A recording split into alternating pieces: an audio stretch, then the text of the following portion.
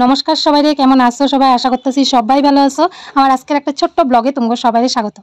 দিনটা ছিল মঙ্গলবার, আর সকালবেলা ঘুম থেকে উঠে দেখি বৃষ্টি শুরু হয়ে গেছে। তোমাকে তো আমি আগেই কইছি যে আমি বৃষ্টি একদম ভালোবাসি না, তবে মঙ্গলবার দিন সকালবেলা ঘুম থেকে উঠে যখন দরজাটা খুললেই যখন বৃষ্টিটা দেখছি না, আমার মুডটাই অফ হয়ে গেছে। কি করুম, বৃষ্টি থাকলেও তো উপায় নেই। তারপরে গেলাম স্নান করতে, আশিবাসি কাজ করে স্নান করে আসলাম, ঘরদোয়ার মুচ্ছা। তারপরে নিত্য পূজা করলাম, ঠাকুরের পূজা কইরা এখানে মুগ ডাল সিদ্ধ বসায় দিছি, কারণ নিরামিষ মঙ্গলবার যেহেতু।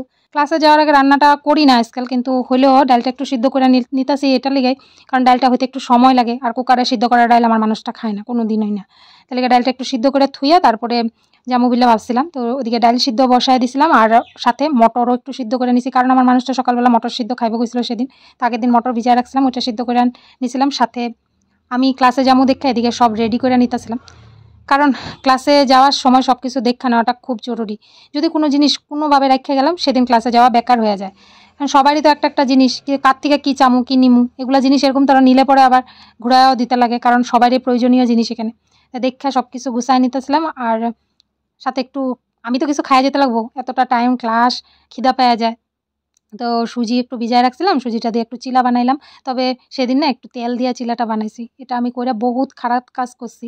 ভিডিওটা শেষ পর্যন্ত দেখলে বুঝতে পারবা। তেল দিয়া চিলাটা বানায় খাইছি, এমনিতে কিন্তু আমি শুকনা শুকনা চিলা খাই। তো চিনি একটু নিয়ে খাইয়া নিতেছিলাম। তো যখন খাইতেছিলাম না, তখন বসে বসে অনেক কথা ভাবতেছিলাম। হঠাৎ এখন আমার কথাটা মনে পড়লো ভিডিওটা এডিট করতে গিয়ে। সেদিন ভাবতেছিলাম যে আমি ছোটোর থেকে কোন জায়গায় কেমনভাবে কতবার অপমান হয়েছি।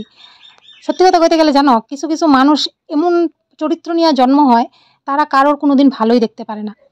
কোনো জায়গায় যাইবা, তোমার ছোট করার ধান্দায় থাকবো, মানে তুমি হয়তো এটার উত্তর দিতে পারবা না, ওই মানুষটা জানে, তাহলে তোমার ছোট করার ধান্দায় থাকবো। আমি এমন অনেকবার হয়েছি, আমার নিয়ে এমন এমন জায়গায় এমন এমন কথা কইছে কিছু মানুষগুলোর আমি জীবনেও ভুলতে পারব না।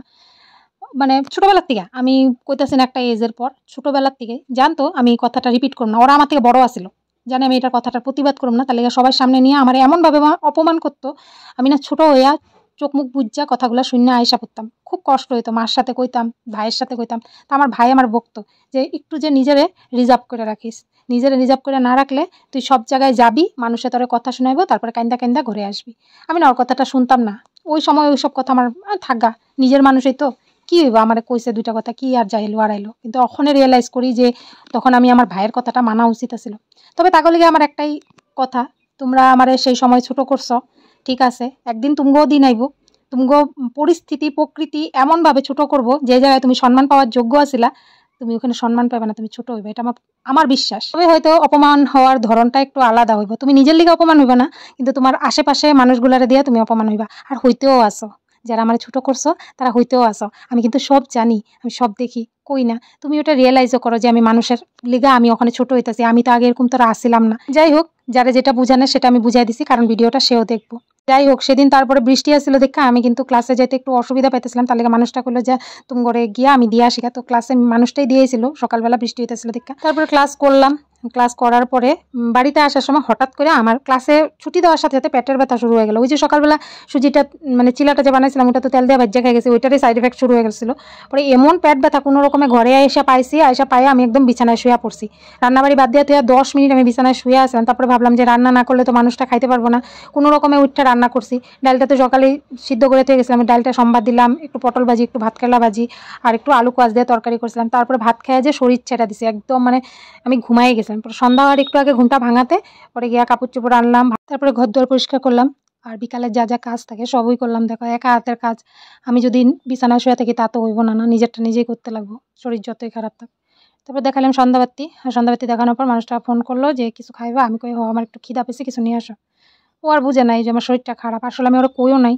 তাহলে দেখো আসার সময় একটা সিঙ্গারা নিয়েছে, এখন এই সিঙ্গারাটা তো আমারই খেতে লাগবো, কারণ এই সিঙ্গারা টিঙ্গারা আমার মানুষটা খায় না, তো আমি ছাড়া তো আর খাওয়ার কেউ নাই। তাহলে একটু সন্ধ্যার সময় দুধ চা বানায় পেটের ব্যথার কথা ভুল গিয়া চোখ বন্ধ করে চা আর সিঙ্গারা খাই দিছি। তারপরে আর অবশ্য কোনো মানে খারাপ লাগে নাই।